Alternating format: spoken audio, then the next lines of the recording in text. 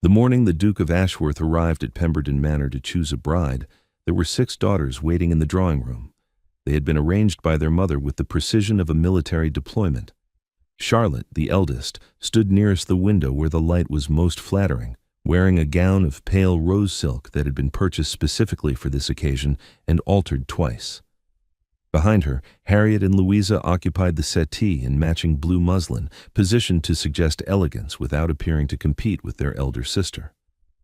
Victoria stood by the pianoforte, ready to play if asked, her fingers already resting on the lid. Jane, the youngest at 16, sat on a footstool near the fire, present but not prominent, because their mother believed in displaying the full range of her accomplishments even when the youngest was not yet out. And then there was Margaret. Margaret was 24. She was the 4th daughter, which meant she had spent her entire life positioned between Victoria's musical talent and Jane's youthful prettiness without possessing either quality in sufficient measure to distinguish herself. She was not plain. Her features were regular, her eyes were dark and steady, her hair was the kind of brown that people described as sensible rather than striking. She played the pianoforte adequately. She danced competently. She made conversation that was intelligent without being memorable, and she moved through rooms with a composure that people interpreted as shyness or dullness or both, depending on how generous they were feeling. She had been placed by the bookcase at the far end of the drawing room in a dress of dove gray that her mother had not purchased for the occasion, because her mother had not considered her a serious contender. The dress was 2 seasons old.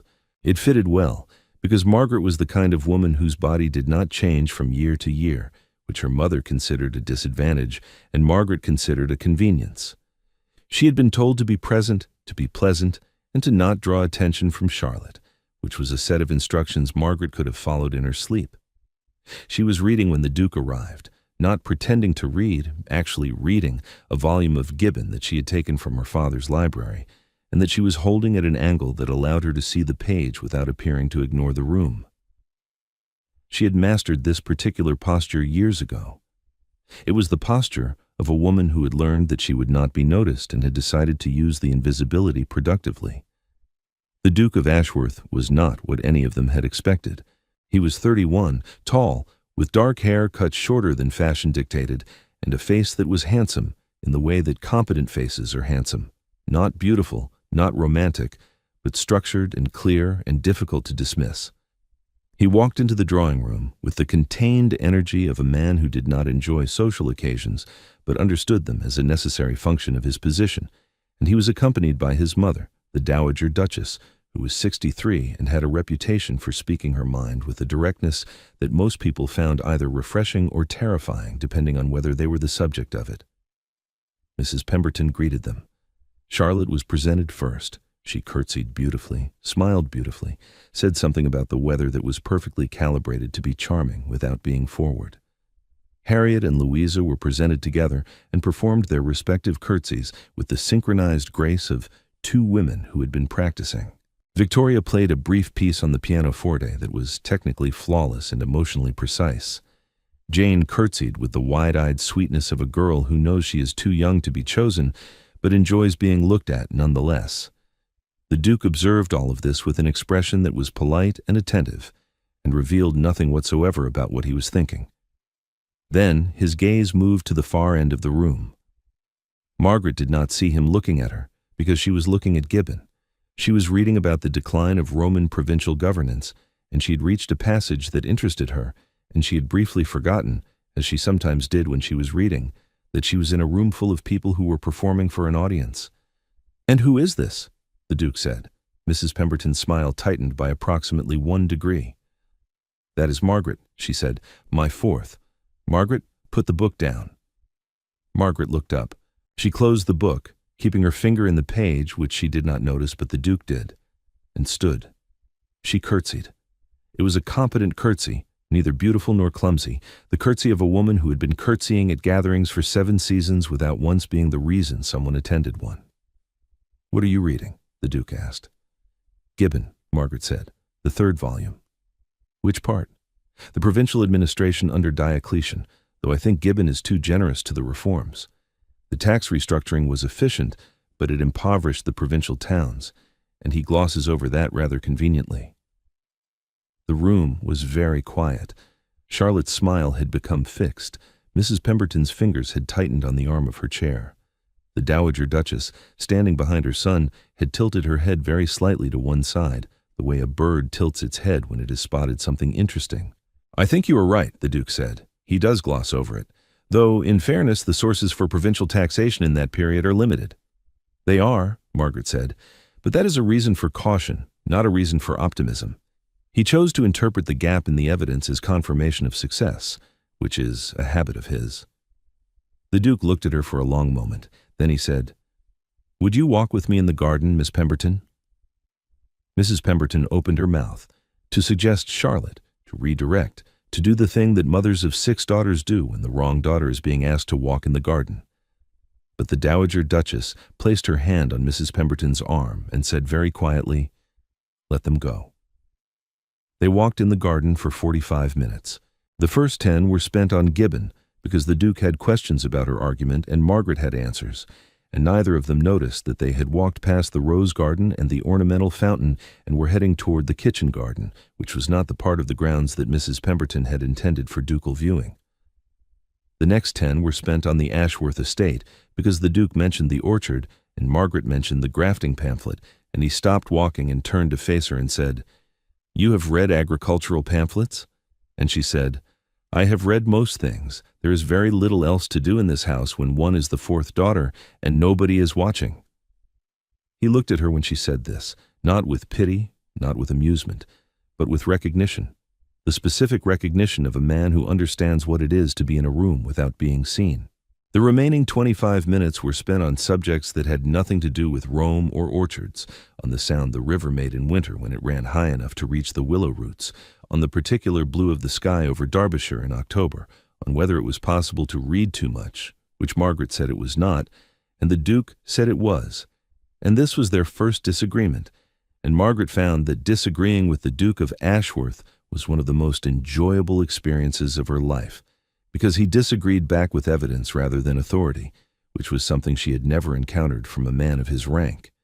When they returned, the Duke thanked Mrs. Pemberton for her hospitality, said goodbye to all 6 daughters, and left with his mother in his carriage.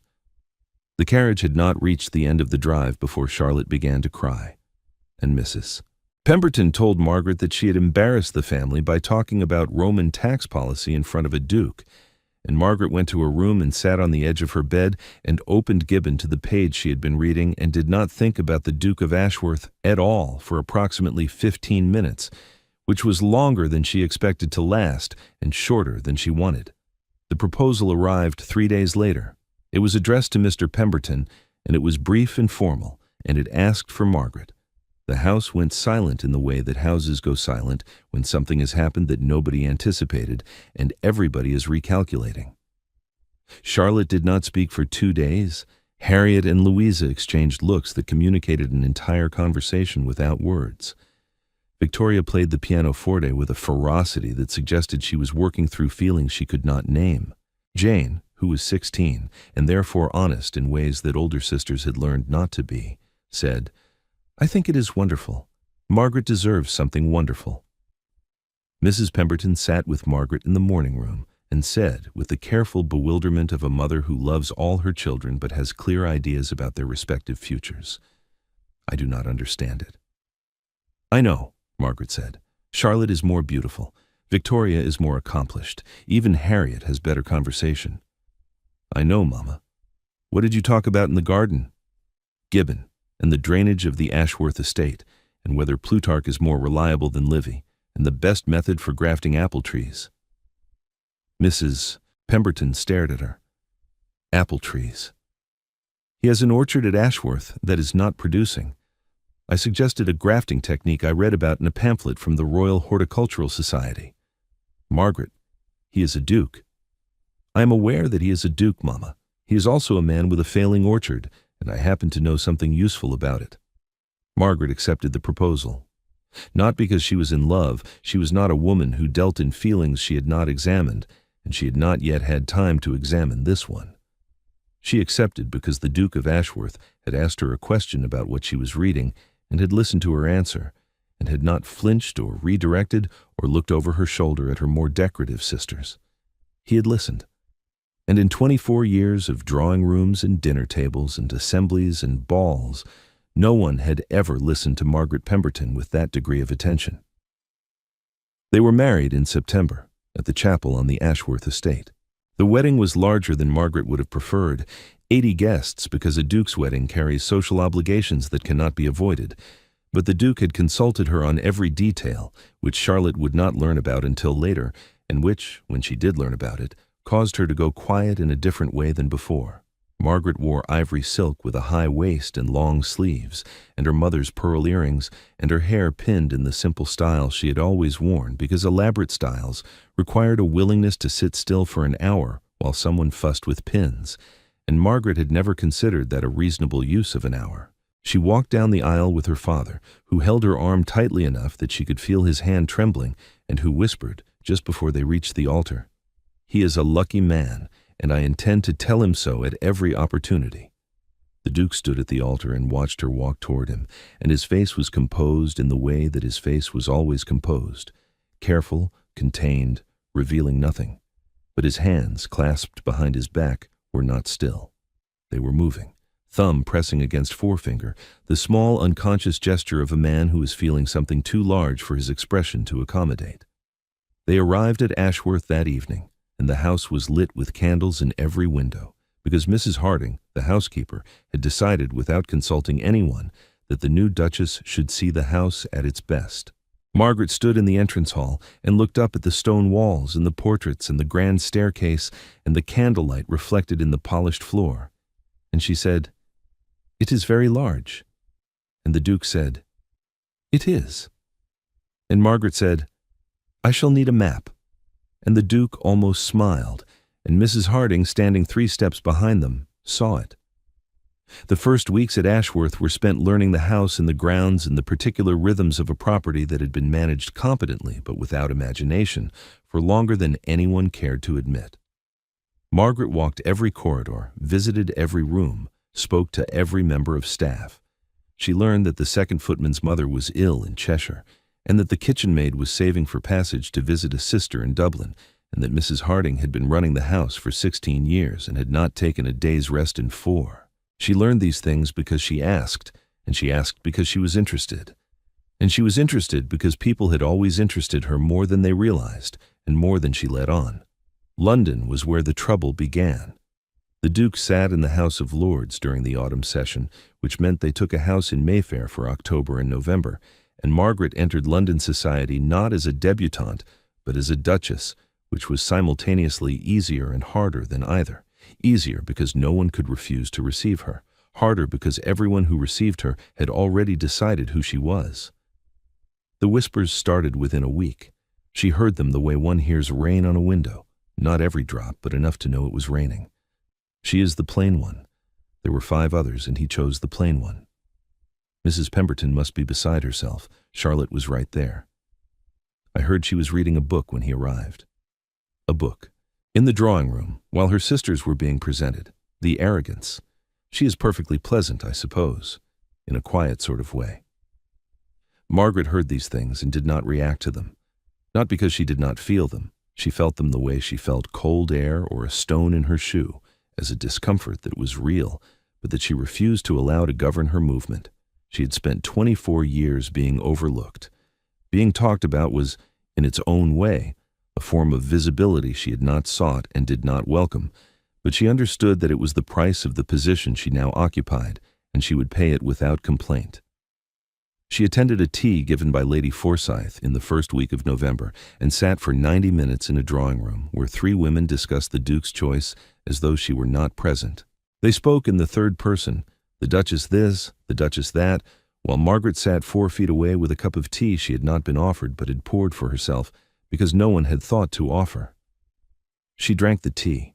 She contributed, when addressed directly, observations that were brief and intelligent and entirely wasted on an audience that was not listening for intelligence. She left at precisely the appropriate time, thanked Lady Forsyth at the door, and walked to the carriage with the same straight-backed composure she had maintained for the entire visit. In the carriage, alone, she closed her eyes for approximately 30 seconds, and when she opened them, the moment had passed and she was herself again. The Duke heard them too. He heard them at his club, where a man he had known at Cambridge made a joke about bookish brides that 3 other men laughed at. He heard them at a dinner hosted by the Countess of Maresfield, where a woman seated across from him told another woman, not quite quietly enough, that the Duchess of Ashworth was proof that persistence outlasts beauty. He heard them from his own cousin, Lord Hadley, who said at a family luncheon, "You must tell us, Ashworth, what on earth she said about Gibbon that was more compelling than Charlotte Pemberton's face." The Duke set down his fork. He looked at his cousin, and he said, in the voice he used in the House of Lords when he wished to be heard clearly and remembered precisely, "She said that Gibbon was too generous to the reforms of Diocletian, and she was correct, and I have spent every day since that conversation grateful that I was not fool enough to choose a wife based on whether she would look well next to me at dinner rather than whether she could hold her own across the table." Lord Hadley did not raise the subject again, but it was not enough. The whispers did not stop, because a duke defended his wife at a family luncheon. They stopped, eventually, because of what happened at the Whitmore Ball. The Whitmore Ball was the last significant event of the autumn season, held at Lord Whitmore's house on Park Lane, attended by 200 people, and treated by society as a final opportunity to assess, rank, and gossip about everyone of consequence before the families dispersed to their estates for Christmas. Margaret wore a gown of deep emerald silk, not dove gray, not the muted colors of a woman trying to disappear, but emerald, chosen by the Duke, who had said without elaboration, "I would like people to see you." Margaret had looked at the dress and then at him and said, "They will see the dress," and he had said, "They will see the woman in it, which is the point." They arrived together. They were announced together. 200 faces turned toward the doors, and Margaret felt the weight of 200 assessments landing on her simultaneously. Her face, her figure, her dress, her hair, her posture, the way she held the Duke's arm, the way she carried herself into a room full of people who had already decided she did not belong. She carried herself the way she carried herself everywhere, straight-backed, steady-eyed, composed, not performing confidence, being composed, which was different, and which the people watching could feel even if they could not articulate it. There was something in the way Margaret Pemberton moved through a room that made people reconsider their assumptions without knowing why. She was not beautiful. She was not striking.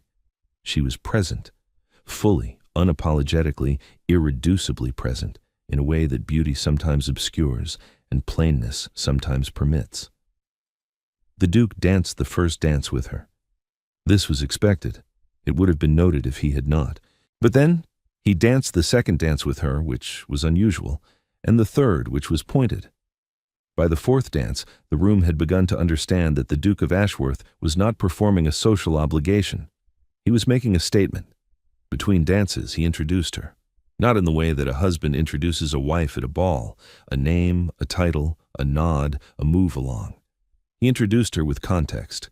To the Lord Chancellor, he said, "My wife has a perspective on provincial taxation under Diocletian that I think would interest you. She argues that Gibbon's interpretation of the reforms is overly generous, and I believe she is right." To the Countess of Lyndhurst, he said, "Margaret has been corresponding with the Royal Horticultural Society about apple grafting.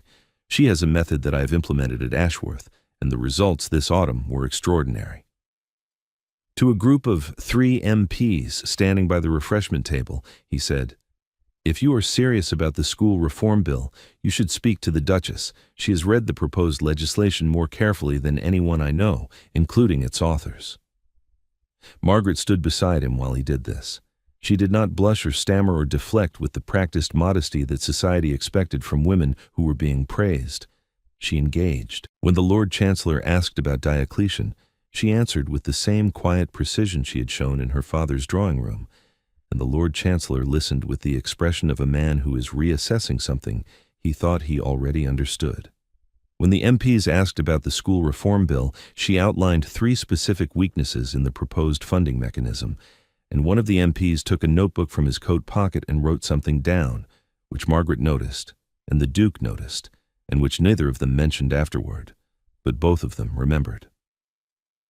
By the end of the evening, something had shifted. Not dramatically. Society does not reverse its judgments in a single night. But the whispers changed. They did not stop, but they changed texture, the way a conversation changes when new information arrives that cannot be dismissed. She is not what I expected. She knew more about the bill than Hadley did, and Hadley sits on the committee. He looks at her differently than other men look at their wives. He looks at her as though he is watching her win something that the rest of us have not yet realized is a competition. The Dowager Duchess, who had attended the ball and had watched the entire evening from a chair near the wall with the calm satisfaction of a woman who had known something before everyone else, said to Margaret in the carriage home, "They will talk about tonight for the rest of the season." "They will talk about the dress," Margaret said. "No," the Dowager said, "they will talk about the woman in it, just as my son intended."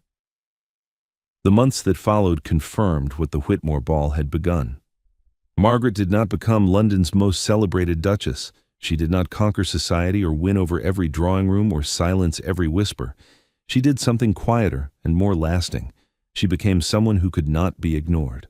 At Ashworth, she oversaw the estate through the steward, a man named Harding, with the same analytical precision she brought to Gibbon and the school reform bill. The orchard produced its best yield in 11 years after the grafting. The tenant school she proposed, modeled on a pamphlet she had read about parish education in Germany, opened in March and enrolled 23 children within the first month. The drainage on the northern fields was resolved using a method she had found in an agricultural journal, which Harding implemented with the slightly stunned efficiency of a man who has been presented with a better idea than his own and is honest enough to admit it. She read voraciously and without apology. The library at Ashworth, which had been decorative under the previous Duke, became functional, reorganized, recatalogued, and expanded by 200 volumes within the first year, including a complete set of agricultural reports from the Royal Society that Margaret had written to request personally. The Duke found her there most evenings in the chair by the east window, with a book in her lap and a pencil in her hand, and the particular expression she wore when she was thinking, focused, still, alive with the private intensity of a mind that had spent 24 years running at full capacity with no one to run alongside. He ran alongside her now. Not ahead of her, not behind her, but beside her, which was the thing that Margaret had not known she wanted until she had it. He brought her problems from the House of Lords, legislation he was uncertain about, speeches he was drafting, questions of policy that he could not resolve alone, and she read them and annotated them and returned them with observations that were so precise and so useful that he once told Harding, in a moment of unguarded honesty, that his wife was the best political mind he had ever encountered, and Harding, who had been at Ashworth for 20 years and had served 2 dukes, said, "I believe you are correct, Your Grace." There was an evening in February, a cold night, the kind where the windows rattle and the fire cannot keep pace with the draught, when the Duke came into the library and found Margaret asleep in the chair by the east window. The book had slipped from her lap. The pencil was still in her hand, which had fallen against the arm of the chair, and her head had tilted to one side, and her face in sleep was different from her face in waking, softer, unguarded, without the careful composure she wore like a second skin in every room she entered. He stood in the doorway and looked at her and understood something he had been circling for months without landing on. He was not merely grateful for her. He was not merely impressed by her. He loved her, not for what she could do, for the estate, for the legislation, for the library, for who she was when no one was looking, for the woman asleep in a cold room with a pencil in her hand and a book on the floor, and no idea that she was being watched by a man who had never expected to feel this way about anyone, least of all the quiet daughter by the bookcase whom the world had told him to overlook. He picked up the book. He covered her with a blanket from the back of the settee. He put another log on the fire. And he left without waking her, because some things do not need to be said to be real, and the saying of them, at the wrong moment, can make them smaller than they are. Their first child was born the following autumn, a boy named Edward, after the Duke's father. He had Margaret's dark, steady eyes and the Duke's jaw, and a temperament that suggested he would, in time, have opinions about things and the patience to support them with evidence. Their daughter arrived 2 years later, Alice, named for the Dowager, who received this honor with the composed delight of a woman who expected no less and was gratified to be proven right. Alice had her father's energy and her mother's composure and an early interest in the library that pleased both of her parents. Charlotte married the following year a viscount of moderate means and considerable charm, who made her laugh and admired her beauty with the uncomplicated devotion of a man who knew exactly what he valued and was content with it. Charlotte and Margaret, who had never been close in the way that sisters who are competing for the same resources cannot be close, became friends in the way that sisters who are no longer competing can. Charlotte visited Ashworth with her husband every Christmas, and she and Margaret walked the grounds together in the cold and talked about their children and their marriages, and once about the morning the Duke arrived at Pemberton Manor and chose the daughter no one expected. "I was furious," Charlotte said. "For months I could not understand it." "I know," Margaret said. "Do you understand it now?" Margaret thought about this. "I think he saw someone who was not trying to be seen," she said, "and he recognized that, because he is not someone who tries to be seen either. We were two people at the edges of the room, and we found each other there." "That is very romantic," Charlotte said, for a woman who once described her engagement as a satisfactory outcome of a conversation about Roman tax policy. Margaret smiled.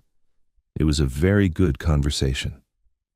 Years later, when Edward was 8 and Alice was 6, and the library had expanded by another 300 volumes, and the tenant school had grown to 41 children, and the orchard was producing so abundantly that Harding had begun selling the surplus at market, the Duke was invited to speak at a dinner hosted by the Lord Chancellor in honor of the year's legislative achievements. He was expected to speak about the Education Reform Bill, which had passed with his support and which contained in its final form 2 of the 3 amendments Margaret had suggested in the margin of the draft he had brought home 18 months earlier. He stood at the head of the table, in a room full of lords and MPs and their wives, and he began by speaking about the bill, and then he stopped speaking about the bill and said something else. I was asked once, he said, what it was about my wife that compelled me to choose her. The question was not asked kindly. It was asked by people who believed they already knew the answer, which was that I had made a mistake, that I had overlooked obvious superiority in favor of something less visible and therefore less valuable. I would like to say that I responded with patience and grace, but in truth I responded with irritation, because the question revealed more about the people asking it than it did about the woman they were asking about.